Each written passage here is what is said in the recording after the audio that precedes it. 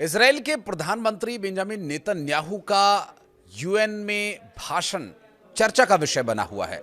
भाषण में उन्होंने जो कहा उसके बारे में तो खैर बात करेंगे ही, लेकिन उनके भाषण के दौरान वहां क्या कुछ हुआ इसकी सिनेमेटोग्राफी करने की कोशिश करते हैं। दरअसल इस वीडियो में जो विषय हम आपको बताने वाले हैं वो आगे आने वाले समय में इजराइल हमास और इस तरह की कई विवादों के संबंध में बहुत ही महत्वपूर्ण जानकारी वाला हो सकता है। नमस्कार, मैं हूं आशीष त्रिपाठी आपके साथ।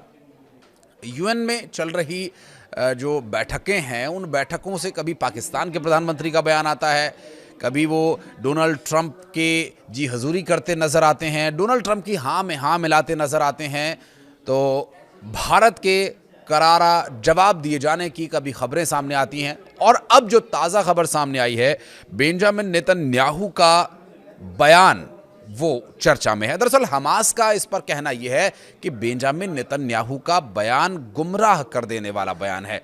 इस पूरे मामले में जो पोस्ट सामने आया, जो खबर सामने आई, वो मैं आपको बताता हूं। दरअसल इजरायली प्रधानमंत्री नेतन्याहू जब शुक्रवार को न्यूयॉर्क में संयुक्त राष्ट्र महासभा को संबोधित करने के लिए पहुंचे थे, तो जैसे ही नेतन्याहू मंच पर पहुंचे तो कई देशों ने विरोध में वहां से वॉकआउट कर दिया, कुछ वहां से छोड़कर अपना स्थान चले गए और विरोध में प्रतिनिधि हॉल के बाहर निकल आए, जहां पर जिस हॉल में ये कार्यक्रम हो रहा था, और सभी जो प्रतिनिधि बारी बारी से अब अपने भाषण दे रहे थे, अपनी बात रख रहे थे। दरअसल बीबीसी उर्दू के मुताबिक हमास के द्वारा इस बयान में कहा गया कि नेतन्याहू ने एक गुमराह करने वाला भाषण दिया है और जिसमें झूठ की एक लंबी फहरिस्त है, एक लंबी लिस्ट होने की बात इसमें कही गई है। बयान में यह भी कहा गया कि झूठ सच्चाई को बदल नहीं सकता और इसके बाद दुनिया अब इस बात को ज्यादा जानती है कि इजराइल गजा में क्या कर रहा है। हमास ने कहा कि हम दुनिया भर से अपील करते हैं कि वो गजा में हत्या और हो रही तबाही को रोकें।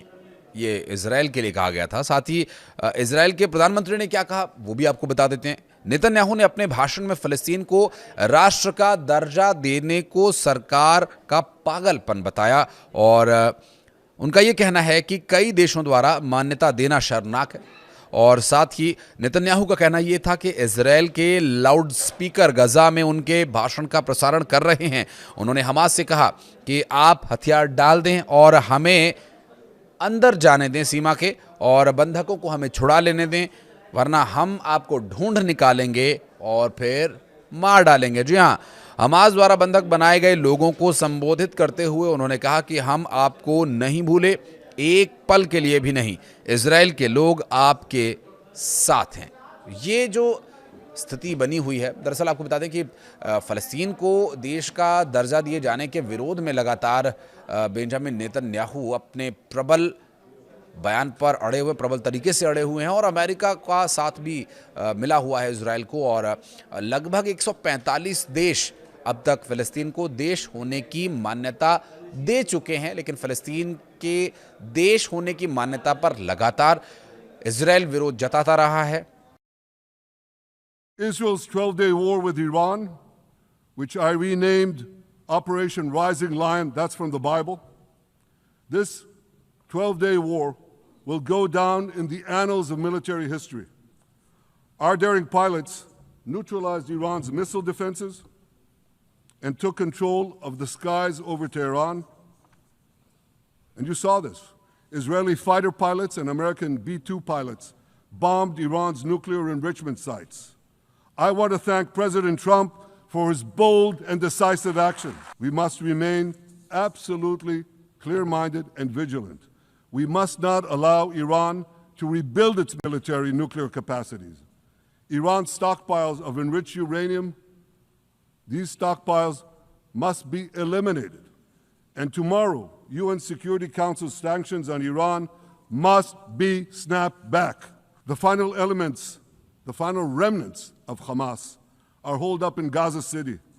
They vow to repeat the atrocities of October 7th again and again and again, no matter how diminished their forces. That is why Israel must finish the job.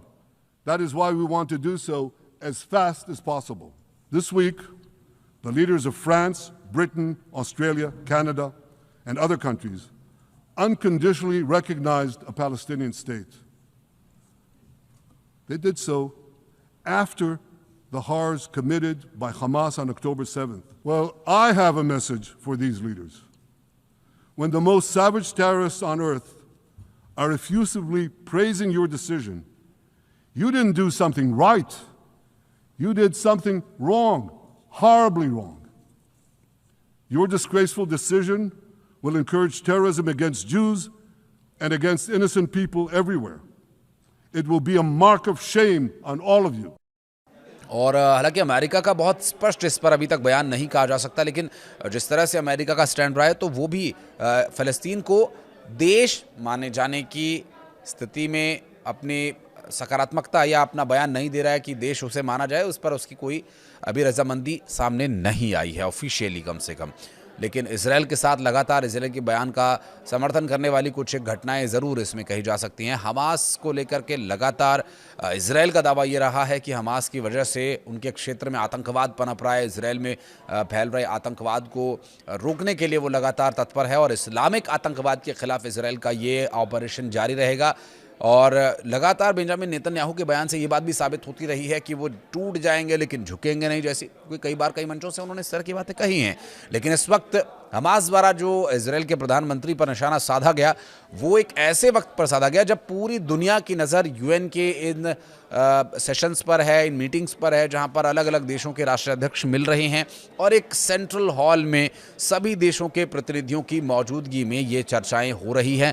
तो ये पूरी दुनिया में मैसेज भेजने का एक बहुत बड़ा और बहुत ही सटीक माध्यम साबित हो सकता है। बहरहाल अब देखना ये भी अहम होगा, क्योंकि जिस तरह की परिस्थितियां इन दिनों हमें देखने को मिल रही हैं, अंतर्राष्ट्रीय स्तर पर इसे बेंजामिन नेतन्याहू की बेइज्जती कहा जाए या फिर ये बेंजामिन नेतन्याहू के लिए एक बड़ा सबक हो सकता है, क्योंकि दो परिस्थितियां और यहाँ नज़र आती हैं कि इससे एक तो क्या यदि बेंजामिन नेतन्याहू के भाषण के दौरान कई देशों के प्रतिनिधि वहाँ से वॉकआउट कर रहे हैं और हूटिंग हो रही है और नेतन्याहू ने हमास को जो चेतावनी दी है, इजराइल की जनता का समर्थन जताया गया है, तो वहीं संयुक्त राष्ट्र मुख्यालय के बाहर फ़लस्तीन समर्थकों का विरोध प्रदर्शन, ये जो बातें हो रही हैं इससे दो प्रमुख जो बिंदु निकल कर आते हैं उसमें एक तो ये कि इजराइल के हमले और तेज़ होने की आशंका है, दूसरा ये कि इजराइल का जो मत है या इजराइल के द्वारा रखी जा रही जो बातें हैं उसका अंतर्राष्ट्रीय स्तर पर अब बड़े स्तर पर प्रचार होने की भी संभावना है।